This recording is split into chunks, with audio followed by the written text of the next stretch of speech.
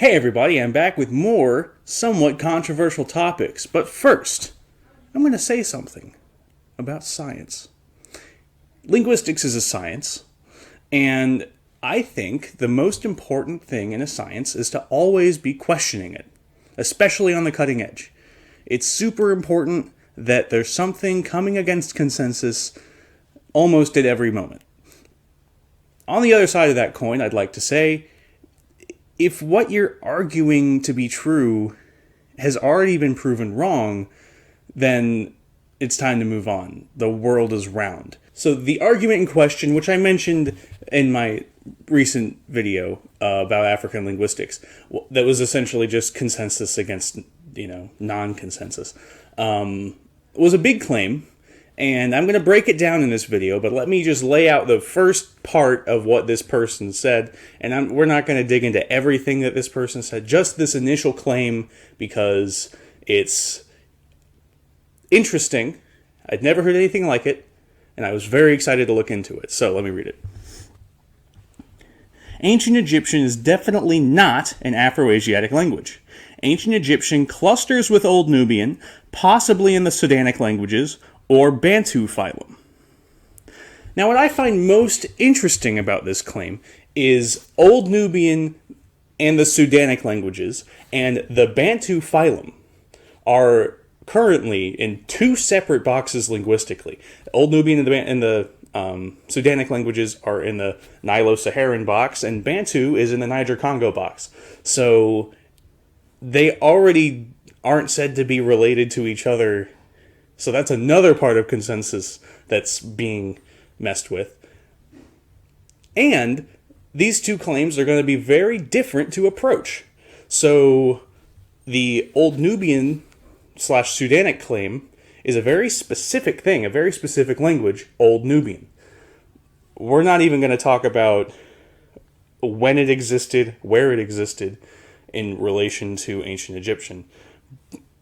That we're going to ignore all that. We're just going to act like these languages exist in a vacuum for this video, because that's all that's necessary. Anyway, this is specific. The Bantu phylum, is a very broad. 400 to 600 languages are in the Bantu phylum. So I'm going to have to approach them very differently.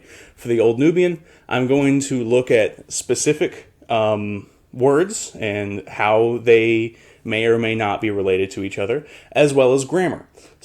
So if they're in a cluster, they should share common vocabulary on regular things that every language should have words for. For the Bantu claim, I'm going to talk about just basically grammar and patterns across that phylum to see if it would fit into that phylum as we know it today.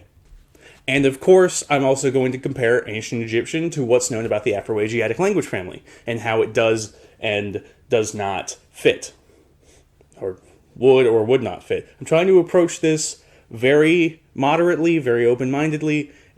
I'm not trying to say from the outset that this is wrong. I'm trying to pick apart whether or not it's wrong or right, and whether or not consensus is wrong or right. So to kick things off with the Old Nubian side, I'm going to lay out these 6 words on the screen, and I'll read them to you. Okay, so the word for daughter in Old Nubian is as, and the word for daughter in Egyptian is sat. The word for water in Old Nubian is aman, and the word for water in Egyptian is mem. The word for hand in Old Nubian is I. The word for hand in Egyptian is a. The word for cows in Old Nubian is tugu. The word for cows in Egyptian is hesat. The word for 3 in Old Nubian is tusko. The word for 3 in Egyptian is hamta. That's how I'm going to say that. And finally, the word for I in Old Nubian is man, and the word for I in Egyptian is irat. And I'm going to have a link in the description to the sources that I used to find those vocabularies, because sources matter in this a lot. This concludes to me as it would be very difficult to say that Egyptian and Old Nubian are related. They have completely different phonemes in the word for three. They have completely different words for cow, and that should be very, understandably traceable. You know what I mean? In my opinion. The only one that really gets me is aman and mem for water. That's pretty convincing. E and a and as and sat. I mean, those are already short words, just like mem, and aman. But it's easy for two short words to be the same. And as we look into the longer words, it's completely different. And I didn't do any research into the etymologies of these because the commenter said that they don't trust Western scholarship, and a lot of etymology is argued in Western scholarship. What I'm trying to do is look at the languages objectively and just look at what the words are and what happens in those languages to try to get to an answer. Another thing that's counting against Egyptian and Nubian is how they handle gender in their languages. I'm going to do this for all the languages, don't worry. The way that Egyptian handles gender is that there's two genders, and objects are gendered. We understand that in a lot of Indo-European languages, and I talked about it in my Afro-Asiatic video. In Old Nubian, there's no gendered words. They don't even have he and she. I mean, obviously they have mother and father and, words for people who are different genders, but they don't have he and she and no gendered nouns that are inanimate. So, that's a big difference. That's a thing that would stay in a language. Oh, you mean I'm speaking a language right now that got rid of that? Look at the history.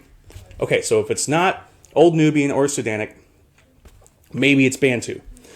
So let's look at the Bantu languages and ask ourselves, does Egyptian fit into them? So we're going to get into something called phonotactics. Phonotactics is the patterns of sounds in languages, basically.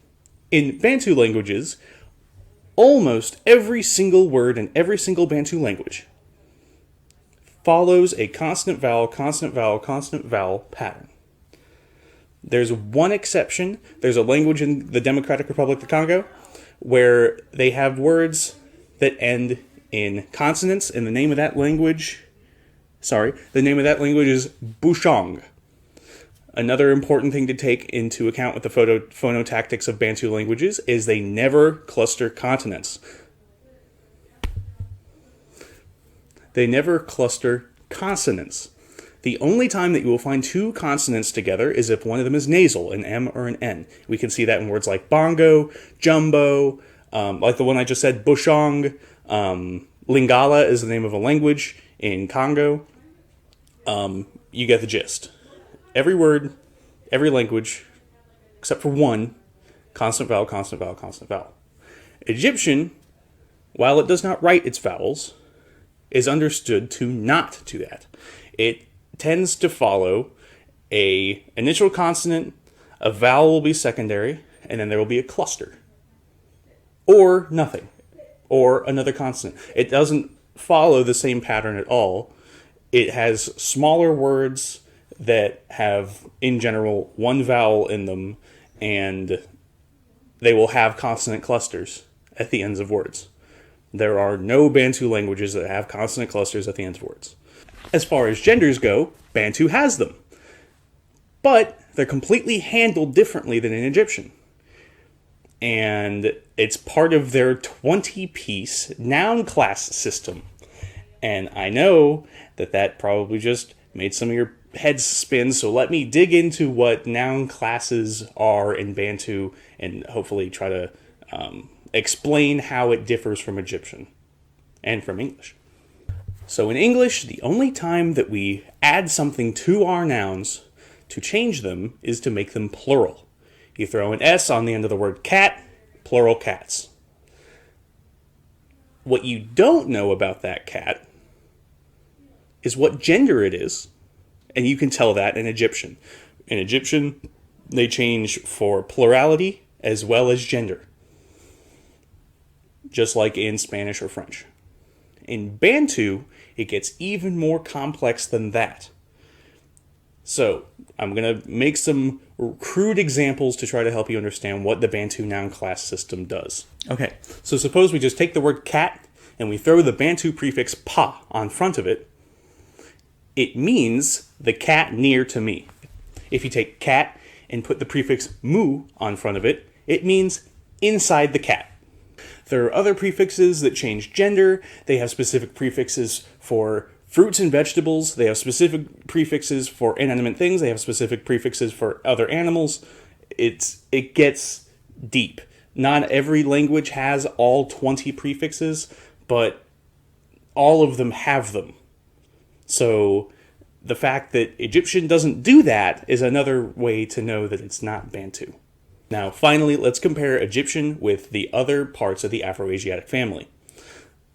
I'd love to be able to give you a bunch of words that are literally the same between Arabic and Berber and Egyptian, but unfortunately, there really aren't any.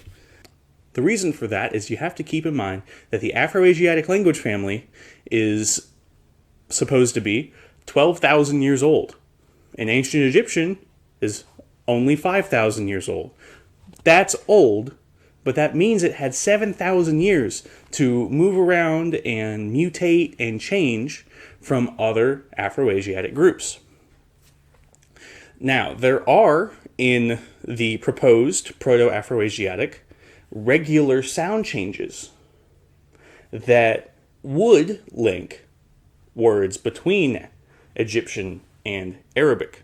Now, that's part of Western scholarship, so I'm not going to use it. I'm not going to talk about that. I guess all I can really talk about is that in Arabic, they also have two genders, and objects are gendered, and they also follow a pattern of consonant, vowel, consonant, consonant for big words. That's not every word, but that's just the pattern.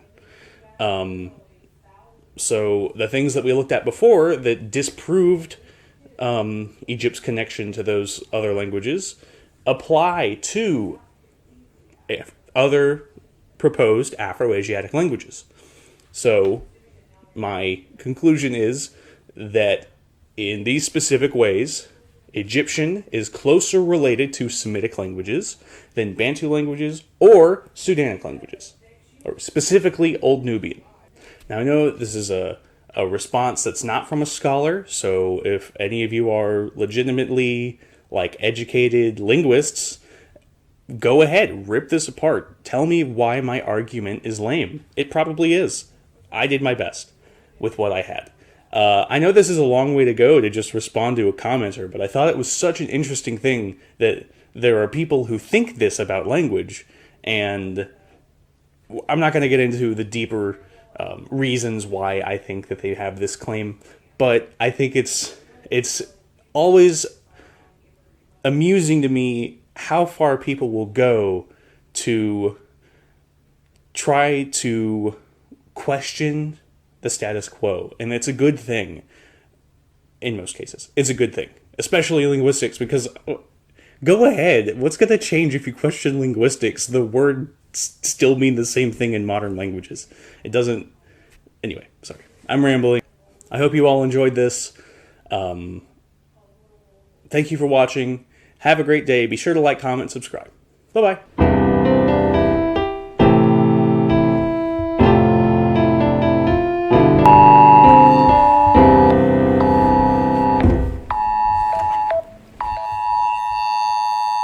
I'll just edit that out.